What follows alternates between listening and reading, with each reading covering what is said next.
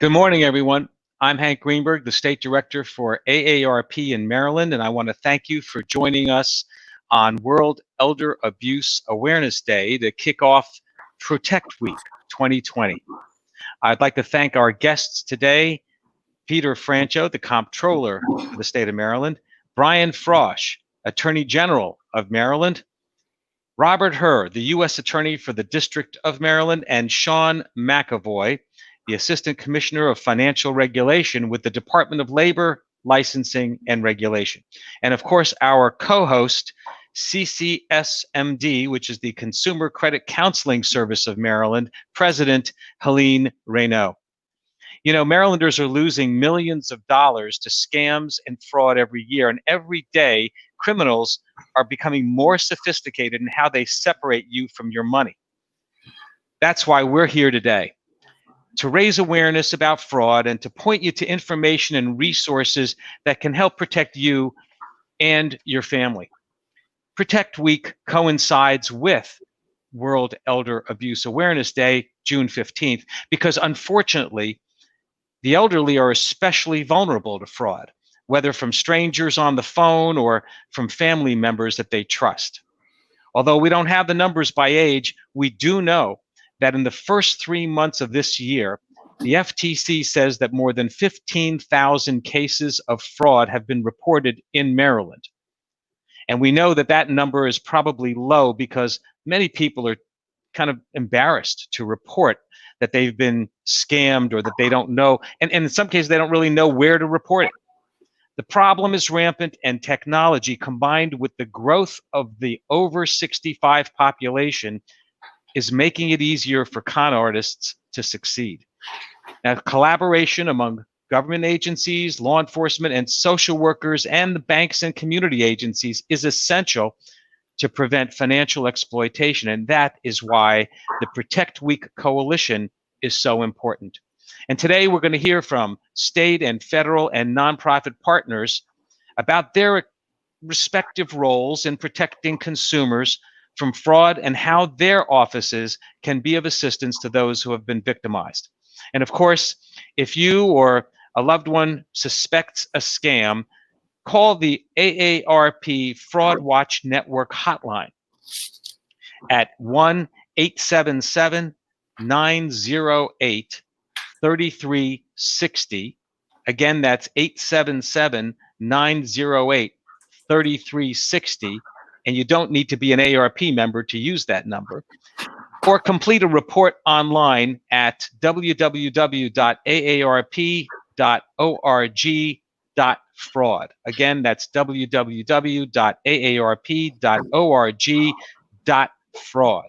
Now it gives me great pleasure to introduce my co-host, Helene Reynaud, President of CCCSMD, the Consumer Credit Counseling Service of Maryland. Take it away, Helene. Yes, good morning, everyone, and thank you for joining us today. And thank you, Hank and AARP Maryland, for hosting this press conference. Protect Week has indeed been a great partnership between state agencies, consumer advocacy groups, and the private sector. We at CCCSMD have had the privilege of being involved since the beginning, and we are really excited to see it come together this year again in spite of a challenging environment.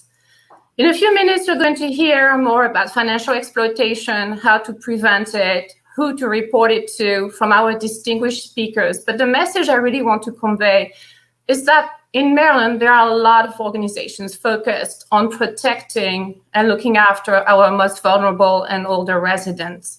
So I'm going to name a few organizations that are not represented today, such as the Maryland Department of Aging, Maryland Department of Human Services, the Maryland Volunteer Lawyers Service, the Maryland Consumer Rights Coalition, EverSafe, ElderSafe, the Baltimore County Restoring Elder Safety Today Coalition, and a lot of county coalitions as well. You know, we want to thank you for your support and for spreading the word about this important issue to our residents. So thank you to all these groups and their representatives who were instrumental in making Protect Week happen again. So now, with no further ado, let me introduce our very first speaker, who was instrumental in creating Protect Week over 3 years ago, Maryland Comptroller Peter Francho. Thank you very much, Helene Reynaud, and also Hank Greenberg for that great overview of Protect Week. And I'm always delighted to be with my good friend, Attorney General Brian Frosh. I mean, there's no better public servant in the state. Well, I see the U.S. Attorney here, but Brian is someone that I have a special fondness for and does a great job. Robert Herr, U.S. Attorney for District of Maryland, thank you for being here. And Sean McAvoy, I give my regards to Secretary Robinson and others over there. If I could just at the beginning say that obviously there are things that are a lot more important than financial predators right now on the screen for seniors. This pandemic is nowhere near to being over. It particularly affects seniors. And I urge everybody who's listening to this who is a senior, and that apparently is defined now as over 60, wear a mask when you're with other people, keep 6 feet of distance, wash your hands. This mysterious deadly virus is far from over until we have a vaccine that's distributed. Particularly seniors are at risk. Secondly, we're going to lose probably 40,000 small businesses in Maryland that are going to go bankrupt because of the health restrictions limiting economic activity. If you can, if you're a senior and you have some reserves, like many of us do, not a lot, but if you can write small checks to the downtown Main Street stores that are still able to somehow keep their head above water, buy a gift card from them, that would be tremendously helpful. These folks are the heart and soul of the state's economy. And then, of course, come sometime down the road, whenever we get to vote again, please put a functioning adult in the White House so that we do not have to go through this ever again. That's I guess, a lighthearted way of referring to the general chaos that exists right now all over the country with whether or not we should take this thing seriously. You are playing with fire if you don't take this virus seriously. Now let me get to Protect Week, which is a very important concept to protect us against serious and devastating levels of fraud and theft and other financial exploitation that target Maryland's vulnerable elder population. Every day, financial predators are trying to victimize innocent Marylanders, particularly the elder population. Sometimes the threat comes from a stranger. More often, it comes from a family member or someone known to the victim. These schemes are devastating financially and emotionally.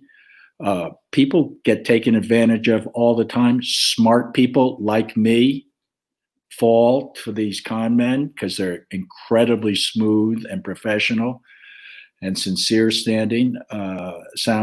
Financial scams that target our seniors have become so commonplace that they're now considered the crime of the 21st century. So protecting our elder population and all state residents has always been a top priority for our office, and obviously Attorney General Frosh and U.S. Attorney Herr also. We're working with everyone to combat tax fraud and identity theft. And I have all sorts of things that I could go on and describe in mind-boggling detail about all of the things we do with our fraud detection unit. But suffice it to say, we have seen thousands of our state citizens victimized through financial identity theft and con games. So education is key in helping prevent elder fraud abuse. I will, if I can, turn it over to the Attorney General of the great state of Maryland to list some of his recommendations, because he's always so specific about not answering the phone and not listening to these nefarious criminals who take advantage of our elder Marylanders. But I'm truly grateful for all the hard work and planning and collaboration that Hank and Helene and their partner organizations have made, and I'm particularly honored to turn it over to my colleague, Maryland Attorney General Brian Frosh. Thank you. Well, thank you very much, Peter. Thanks to Hank and Helene for organizing Protect Week again, and I'm very proud to be on this panel. It's a terrific group of people, obviously, with the Comptroller Peter Francho, Rob Herr, Sean McAvoy, These are folks who are really on the front lines, trying to protect seniors, trying to protect everyone in the state of Maryland. And I want to associate myself with the remarks that Comptroller Francho made about the pandemic, and just urge everyone to be as careful as you can. The slogan in our office is "Be positive, test negative." I want to talk to you just for a couple of minutes about what you can do. First, the threat. There are folks out there all over the place in the United States and around the world whose sole job it is to steal your money. They will call you on the phone. They're at work 8, 10, 12 hours a day on the phone, on their computers. They will seek to get your personal information. They will try to get you to give them gift cards, wire transfers, and they've got a million different ways to cheat you. This pandemic has given them many more opportunities. There are people who are trying to sell cures. There are people who are trying to sell do-it-yourself test kits. There are folks who are trying to tell you that they can expedite your payments from the federal government. These are all scams. Beware. Don't respond to them. Don't get on the phone with them.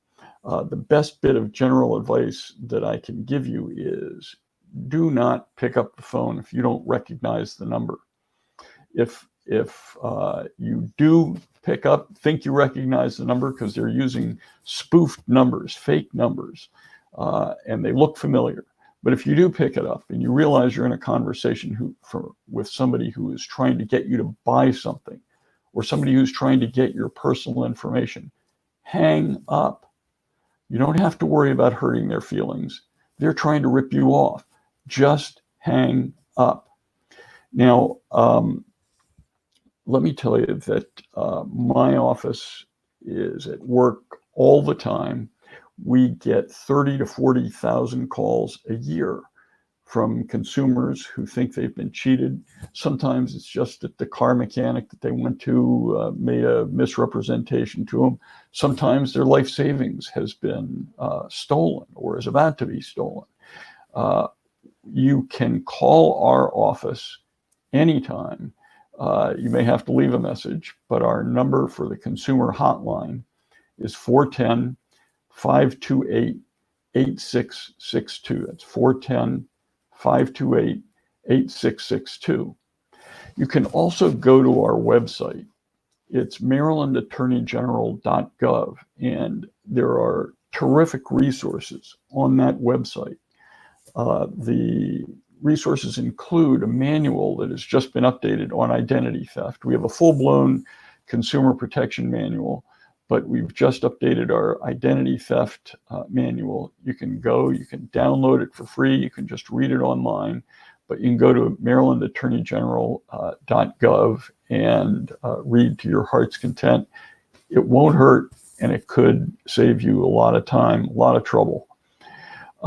One last piece of advice that I'll leave you with is that you have a great opportunity in Maryland, and it is that you can freeze your credit with any of the credit reporting agencies in the country. You can freeze your credit, you can do it for free, you can unfreeze it for free, and you can do both of those as many times as you want. Unless you're about to go borrow some money, you may want to freeze your credit. And if you decide you need a loan, you decide you need a new credit card, you can unfreeze it, let the credit card company or the bank do whatever checks it needs to do, and then freeze it again.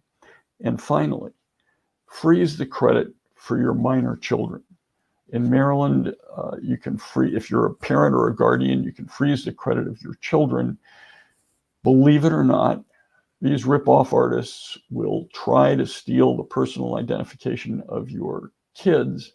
They will use it, they'll ruin their credit, and by the time your child needs an American Express card or a MasterCard and turns 18, they won't be able to get one because these thieves have stolen their identity when they were 6, 7, 8 years old. So look, the bottom line is be careful. Make sure that you are keeping your personal information safe, secret. Don't respond to folks you don't know. And listen to Comptroller Francho, U.S. Attorney Herr, and the Assistant Commissioner of Financial Regulation, Sean McAvoy, for their advice and their good work. Thank you very much. Well, thank you, General Frosch. Our next speaker and his office also play an instrumental role in the reporting, investigation, and prosecution of fraud. Please welcome U.S. Attorney for the District of Maryland, Robert Herr. Well, good morning, everyone. Thank you, Hank and Helene, for having me, and I'm proud to be a member of this very distinguished panel. It is a pleasure to work with AARP Maryland, Consumer Counseling Credit Service of Maryland, and our partners throughout the state to protect older Americans from financial exploitation. Seniors in Maryland have served our community, built businesses, raised families, and deserve our sincere appreciation. But sadly, 1 in 10 seniors is the victim of elder abuse, including financial fraud. And in our fraud prosecutions, we have seen far too many people share with us how devastating fraud schemes can be. As we begin Protect Week and in recognition of World Elder Abuse Awareness Day, I really appreciate this opportunity to speak with you about ways to protect seniors from financial abuse and exploitation, especially now as we are seeing so many fraudsters attempting to profit from the coronavirus pandemic. Now, the Federal Trade Commission has received more than 90,000 complaints relating to coronavirus and stimulus fraud throughout the U.S., with losses of nearly $60 million. And these include online stores selling health and safety items like face masks. After shoppers pay for these items, the sellers ghost them by cutting off all contact or closing or deactivating their store's website. Another example is companies claiming to sell coronavirus treatments. There is currently no treatment or vaccine to treat or prevent the coronavirus. Although companies advertising online and on social media are peddling fake treatments, making irresponsible claims about the efficacy of these products against COVID-19. We're also seeing government imposter scams relating to economic relief programs.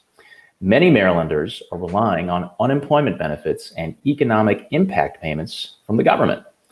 But remember, the government will never call, text, or contact you on social media claiming that you owe money or offering to help you get payments or benefits faster. There are several things that you can do to avoid becoming victim to a scam. And I totally agree with the advice that Attorney General Frosch gave. If you don't recognize a number, don't pick it up. Folks can always leave a voicemail for you and call you, and you can call them back later. But if you do pick up and it turns out to be a robocall, as Attorney General Frosch said, hang up and do not trust your caller ID.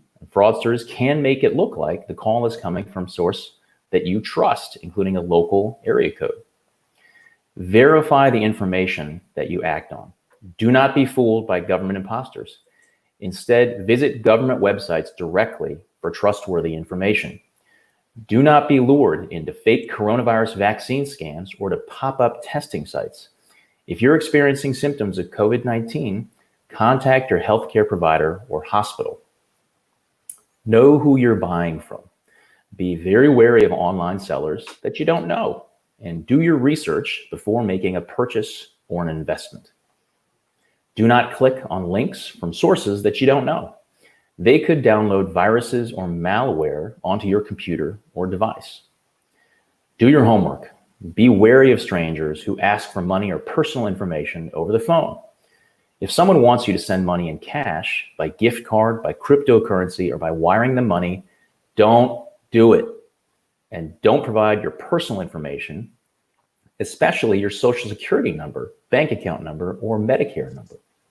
Now, if you or someone you know has been a victim of elder fraud, please report it. Reporting is the first step to help authorities try to stop those who commit fraud and also help prevent others from becoming victims. You can contact the National Elder Fraud Hotline at 833-FRAUD-11 or 833-372-8311, or type the words Elder Justice Hotline into Google to learn more. Thank you very much, and please stay safe.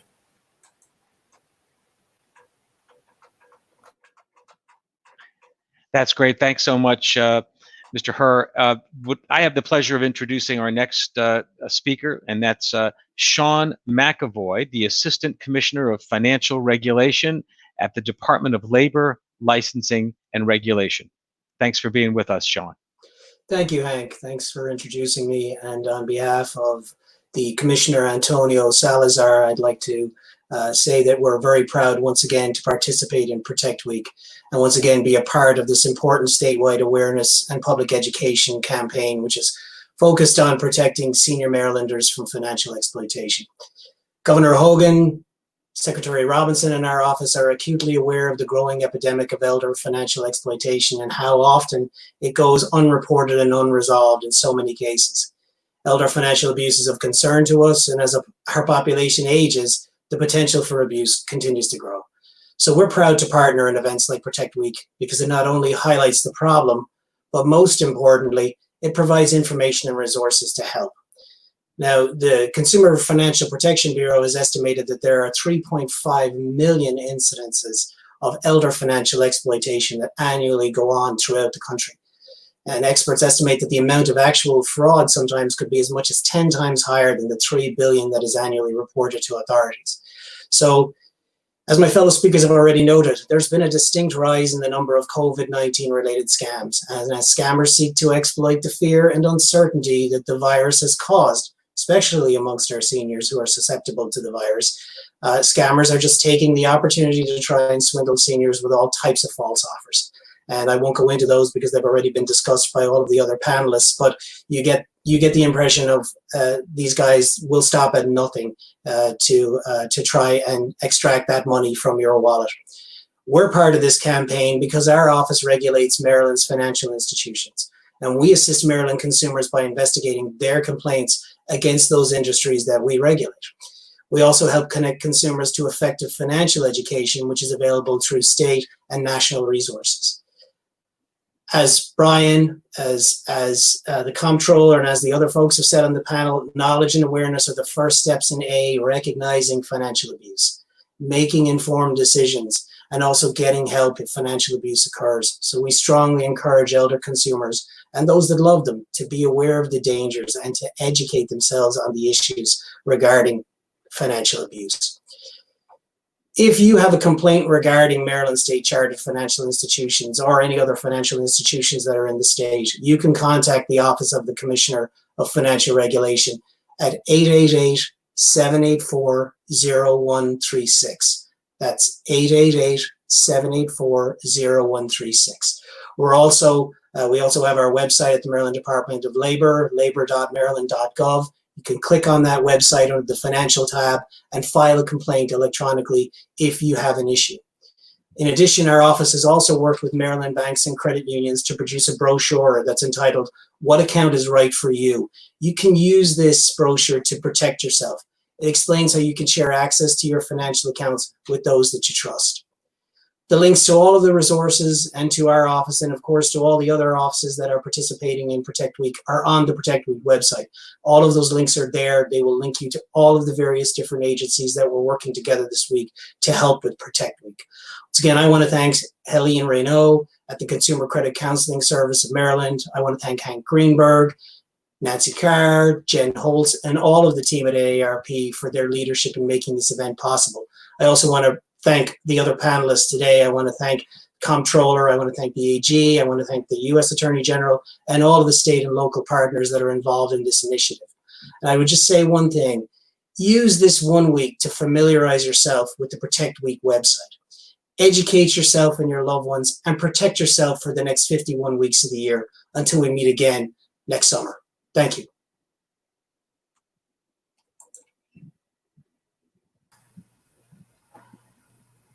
So thank you, Sean. I believe we're going to move into Q&A, but before we do so, I just wanted to highlight a few other events happening this week. So Sean obviously has encouraged everyone to check out protectweek.org. It's really, really important that you do so. We have a lot of live updates, but also a lot of content around the different forms of financial abuse. There's also a lot of great fact sheets on who you should be reporting financial abuse if you're suspecting it. A lot of guidance, a lot of interviews have been posted. So this is a great website. We're going to keep the content fresh all week. Please check it out again, protectweek.org. In addition to today's press conference, AARP is also hosting a teletown on Wednesday at 6:45. All the information to register is also available on protectweek.org. We encourage you to attend this presentation as well.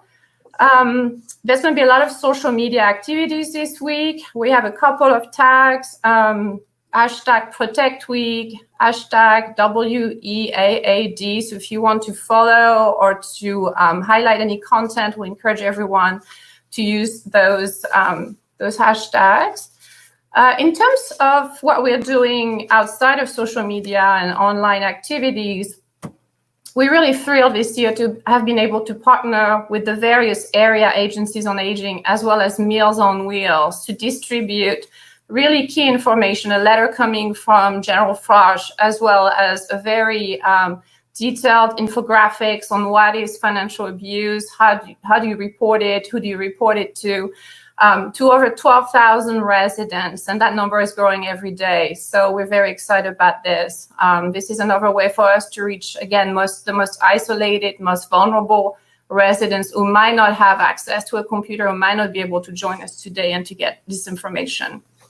And finally, we'll be running a series of PSAs on various TV stations over the summer. So you might see those familiar faces again throughout the summer with key message points, again, highlighting Protect Week and the importance of educating yourself about financial abuse. So thanks again, everyone, for your support. And I think I'll turn it over to Hank. Thanks so much, Elaine.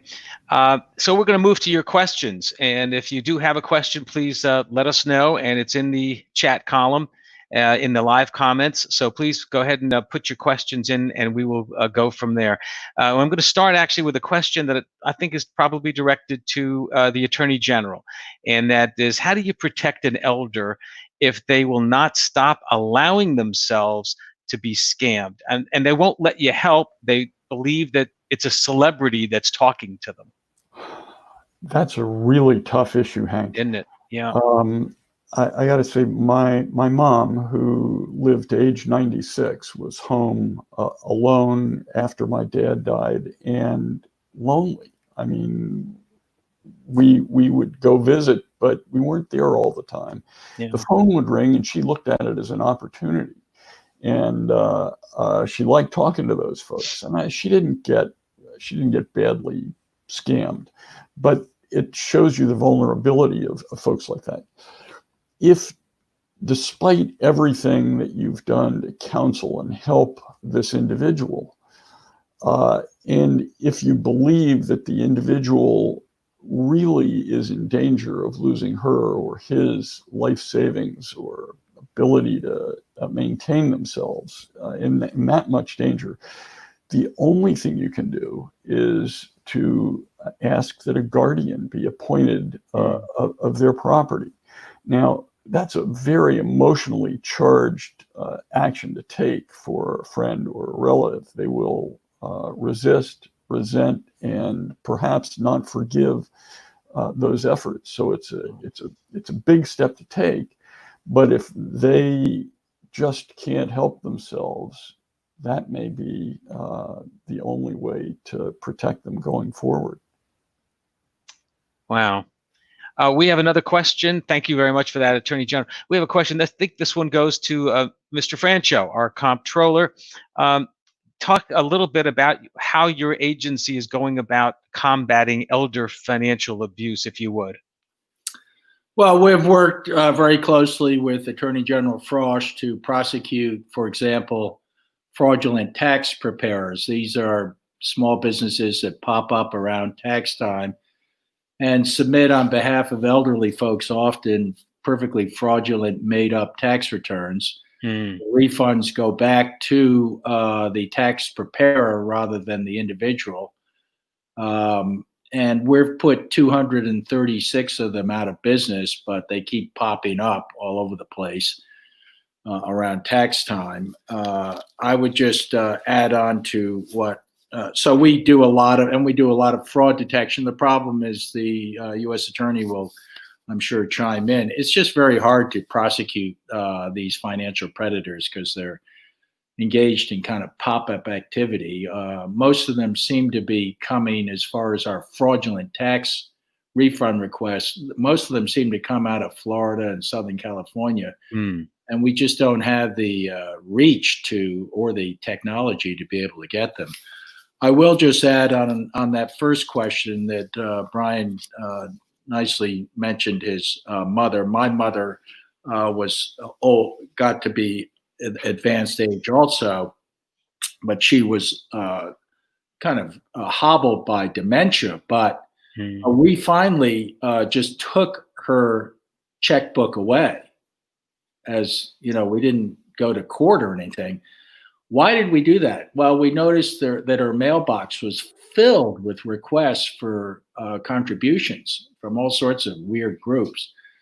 And we kept saying, we asked her, well, what's the story here? She said, oh, you're saying that they're asking me for money. I thought these were bills that I was obligated to pay.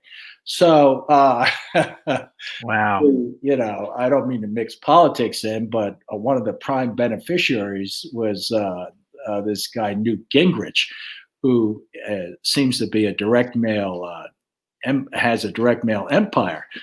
So the family just got together and said, Mom, we're taking the checkbook away. Let us know if you want us to write a check to one of your care workers or something.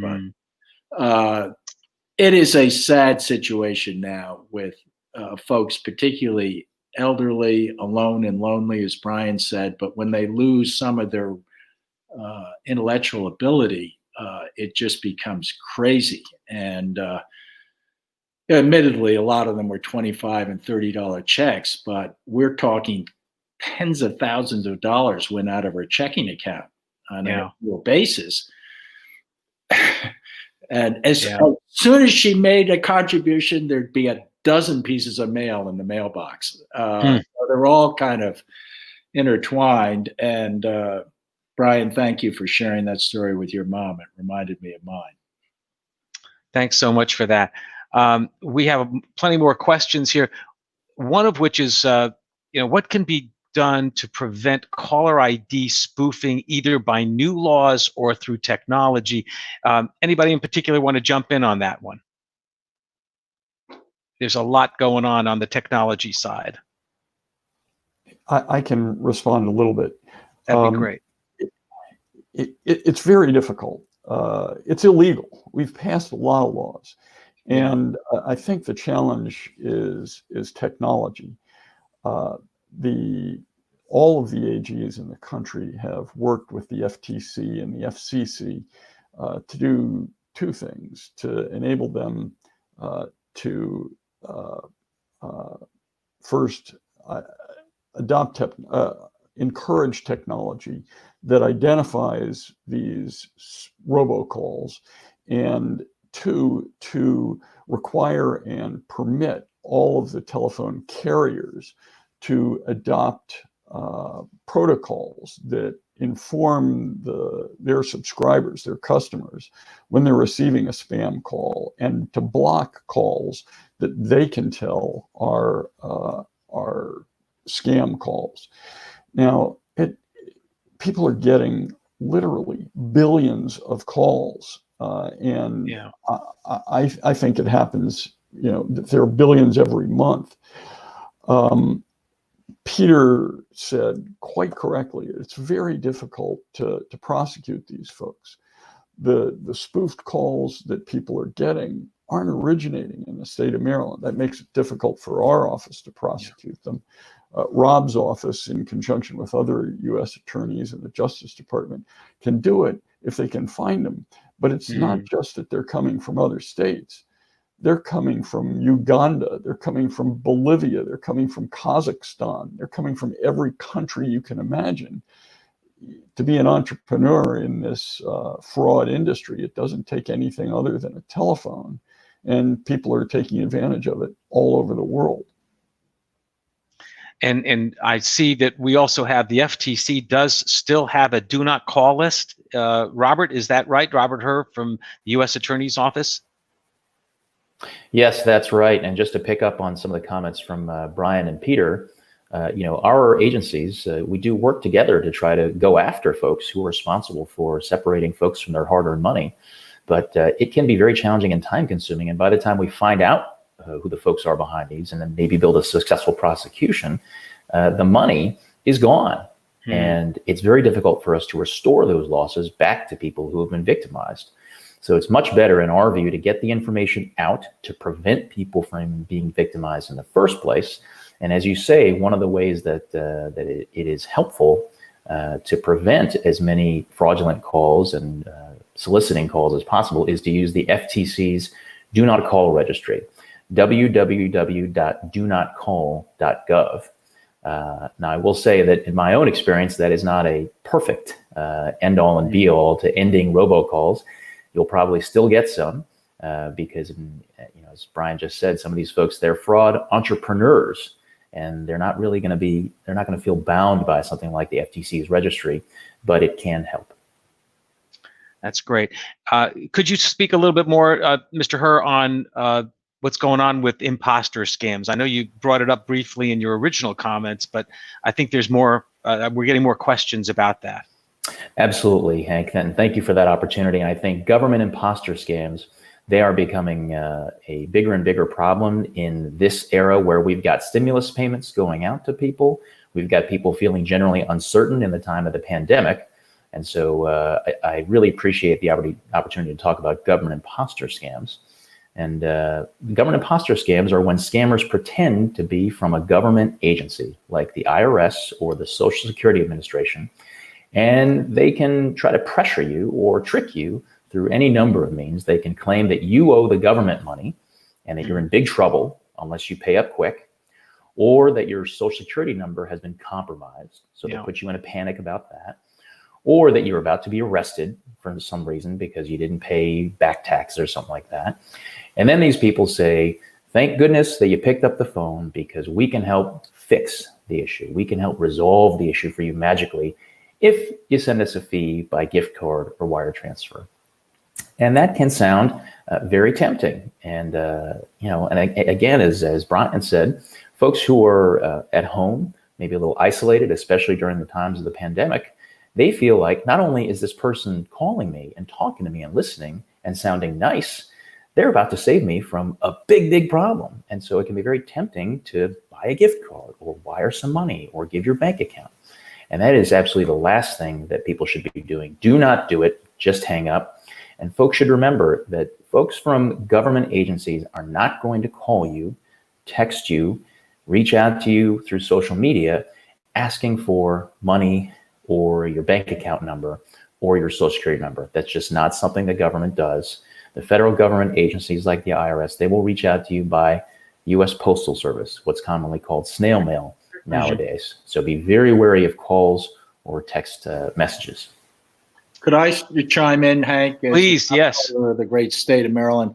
I used to, several years ago, answer phone calls to me on my cell phone that I didn't recognize. I no longer do that because I must have received over a year's period of time 100 or 150 calls from a group that obviously didn't know that I was Comptroller of the state of Maryland, because they said, you're in trouble with state taxes and the police are going to be on your doorstep tomorrow morning unless you send us blah, blah, blah, or call this 800 number.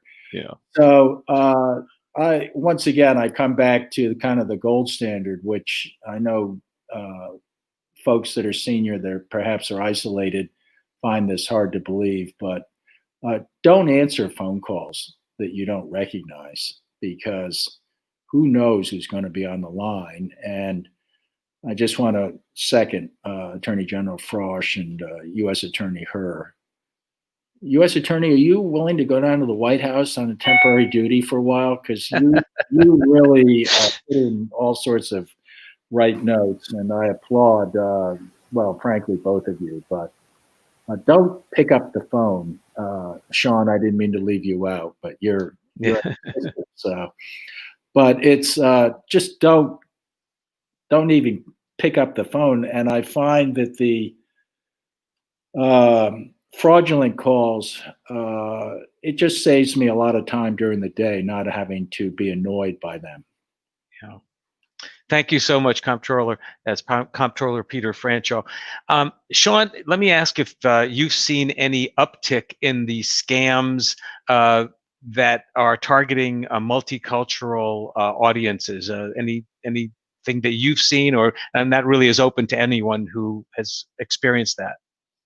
I can't say that we've seen anything specific right now, but I will say that, like the other panelists on our website, we have information on all the various different scams that are out there with links so that people can see and educate themselves to what's going on. But I can't say that we have specifically seen anything, but I do know that minorities are genuinely targeted a lot. That's anecdotally from information that we've seen and research that we've seen. And so particularly folks maybe that are Spanish speakers, they may not understand, how things work in this country. And if you can imagine folks who are citizens being taken advantage of, you can imagine what it's like for somebody who is, a Spanish speaker or maybe is not a native of this country. So falling victim to just not understanding how things work. And, simple anecdotal situation that I had at home recently was my son got a phone call with a phone number, and obviously he's not a senior, but it's that general advice of taking that next step. You get that phone number, write it down. If you have access to a website, go out and check that number, or go to your bank statement and look at the number that's on your bank statement versus the number that's being given to you on a phone call. And it's those extra steps, one or two little extra steps that you can take. They don't have to be sophisticated steps, but just those, that little bit of due diligence that you do can save you a lot of trouble in the long haul. Does anyone else want to add to that? I thought perhaps Attorney General Frosch, you might speak to. As I recall, you were recently involved with a Bitcoin scam that was targeting specific populations in Maryland. Well, yes, and look, people who are in minority communities, and especially those whose native language is not English, are very, very vulnerable to these kinds of scams. As Sean said, it's difficult to penetrate all this stuff, even if you're fluent in English. And if you're not, it's orders of magnitude more challenging. Especially with the current climate, what I would call a climate of hate, and with people of foreign origin being threatened with deportation, it makes folks vulnerable. Somebody from the IRS calls you up and says, "We're coming to arrest you." Yeah. You're much more likely to believe it than somebody who has grown up in this country, totally conversant and fluent in English. And let me tell you, it's not hard to scam anyone. Peter knows this story, but my first year in office, somebody filed a tax return in my name and my wife's name. And if they can do it to the Attorney General, they can do it to anybody. So the best advice has already been given. Don't pick up the phone. If you pick up the phone, hang up. Don't respond to an email. Don't open attachments in the email. Don't click on links in the email unless you know it's coming from a trusted source. And I can guarantee you the IRS is not coming to arrest you. You did not win the lottery in Ireland. I You did. buy a ticket. You might have done, but you got to buy a ticket. That's the first thing. And that nice man from Nigeria is not going to deposit $1 million in your bank account, and your grandson doesn't need you to send gift cards to somebody to get him out of jail in Mexico. These are all common scams. Yes. I mean, the folks who are doing these things are persuasive. They sound empathetic. They sound like they want to help you. Just hang up. You don't have to be polite to them. Just hang up. Just hang up. We have a question here that I think is very much on everyone's mind. This person says, I received multiple email messages purporting to be about my account and with Comcast.net, but are obviously fraudulent. So we have somebody who can see that this is all. I forward them to the fraud department of Xfinity, but without a response. Is there anything else I could do to stop this from happening? Anyone want to tackle that one? Hank, this is Rob Herr. Great. I really, really appreciate this question. And what I will say is I'm glad that the person who posed this question is taking the proactive step of reporting it to the company itself. Yeah. And what I can also say, what would be helpful is we rely on these types of referrals. We in law enforcement rely on these referrals. But sometimes the information might not make it all the way to us from the companies. So what I would say is, in addition to reporting it to the company itself, take the extra step. You can go on the Federal Trade Commission or the FTC's website, and there is an online complaint form where you can fill out these types of things. And while I can't guarantee that the response from federal law enforcement will be instantaneous, what I can tell you is that there are a lot of folks looking into these types of fraud matters and investigating. And over time, as we see more and more and more complaints dialing back to a particular email address, that can help us initiate and get momentum behind some of our investigations. Thanks very much. Another comment that's been sent in to us is that family and trusted friends can work to help seniors develop the habit of verifying these offers with them before they say yes to anything, which is I think a great piece of advice as well. It would be great, she says, if everyone had this kind of trusted person in their life. Helene, have you seen that kind of experience in the past through the work you've been doing? Yes, so absolutely. We are really at the front lines, and every day we see seniors or older residents coming in, who are interested in improving their financial life. And that's where we, unfortunately, very often see that things don't mesh up. People have sufficient income.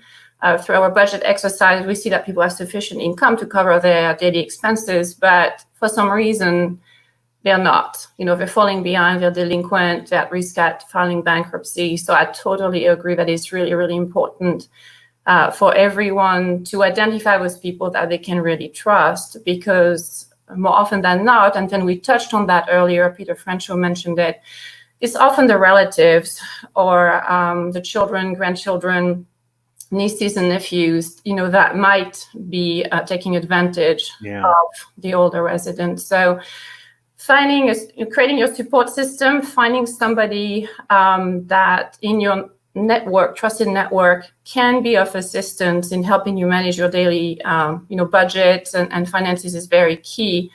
And if you can't, then contact some of the organizations we've talked about. There's some consumer groups that will offer some assistance, that will sit down with you and help you, prepare and secure your financial life. Whether it's for your will, getting a guardian if you're concerned about someone. There's all kinds of circles of trusted circles. I think we're seeing more and more senior centers and villages, being kind of really flourishing in our communities, and these are places where you will have, free legal assistance. You will be able to talk to social services on a regular basis if you're concerned about anything. And that's really where you can make some of these connections and meet trusted individuals. And if I could add, Hank, please, just at this point, I mentioned it already when I initially spoke, but once again, our office has produced a brochure, what account is right for you. And the link to that brochure is on the Protect Week website. But that's a really good document that it's written out in layman's terms. It's a great way for folks and their relatives to read through that, and it explains in layman's terms what you can do to share your financial accounts with people that you trust, and how to go about doing that in order to protect yourself. And for those who are just listening, it's www.protectweek.org. www.protectweek.org to get the copy of that brochure you just mentioned. That's great. We're winding down a little bit, and so wondered if anybody would like to have some final comments that you would like to have as closing comments, and perhaps if we could start with our Comptroller, Peter Francho. Thank you. Thank you very much, Hank and Helene. And I just want to applaud you and your partner organizations for doing something very important and shining a spotlight on this particularly malicious form of behavior by fraudsters. I can't think of anything more. Well, the lawyers can think of something proper. It's just unbelievable to me that these folks are committing this kind of fraud and doing it so successfully and without real punishment. But it is what it is. Here we are in the year 2020, so everybody needs to keep their elbows up. Thank you again for highlighting all of this, and my regards to Sean and Robert and Brian. We're all going to do what we can, obviously, to defend our seniors, but it's a cottage industry right now. I mean, it's big returns and not very much downside as far as the crooks go. So right. It's a dog-eat-dog world out there. Keep your elbows up, and thank you very much for hosting this show. It's been very informative, even to me. Thank you. Thank you very much. You're reminding me of one of the early scams where people were from a hospital, a local hospital not far in the Annapolis area, where they actually had people doing door-to-door fundraising to preying on the fact that there was a shortage of PEP stuff, and we're raising funds for PEP. They were not in any way connected to any hospital. This was just another form of scam that as you said, Peter, it's amazing, the depths that people will go to sometimes to go after people and to take advantage of situations. Attorney General Frosch, would you like to give us a little closing comments? Sure. Again, thank you very much, Hank. Sure. Thank you very much, Elaine. It's great work that you have put together. Protect Week is, I think, just a great way of raising the consciousness of people throughout the state to the peril that they face every day from these robocallers, these scammers. And sham charities is something that we did not get deeply into. It's also a problem. Folks masquerading as legitimate do-gooders, but in fact using the money just to enrich themselves. And I want to say again, it's really a privilege to be on this program, not only with the two of you, but also with the Comptroller, Peter Francho. He does an outstanding job. So does Rob Herr as our U.S. Attorney, and Sean McAvoy as the Assistant Commissioner for Financial Regulation. I'm privileged to be with all of you. Thank you very much. And folks out there, please stay safe, be careful, protect your relatives and friends. Great words from a great Attorney General. We've got the best Attorney General in the country. I know that. Sean McAvoy, do you have some closing comments? You're on mute there. Sorry about that. No worries. I guess I was going to say, for my old days of working in the financial services sector, it's the famous phrase, there's no such thing as a free lunch. And the other one is, if it looks too good to be true, it probably is. So, going back to what Brian and Peter and Robert and myself have reiterated over and over, beware, be safe, educate yourself, knowledge is power. And once again, thank you to Helene and yourself and all of the team at AARP for the hard work that you did to put this together. Thanks so much for that. U.S. Attorney Robert Herr. Well, thank you, Hank. We spent a lot of time talking about robocalls, but I thought it might be a good thing to emphasize a different type of avenue that scammers that can use in order to try to separate folks from their money, which is the computers and the laptops and the phones. Mm-hmm. And I just want to emphasize that even though these are wonderful tools for seniors, especially to stay in touch with the outside world, their family and relatives, and social media has done amazing things for us in terms of staying connected with us, I just want to make sure everybody understands how risky it is to click on a link or to download something to your device.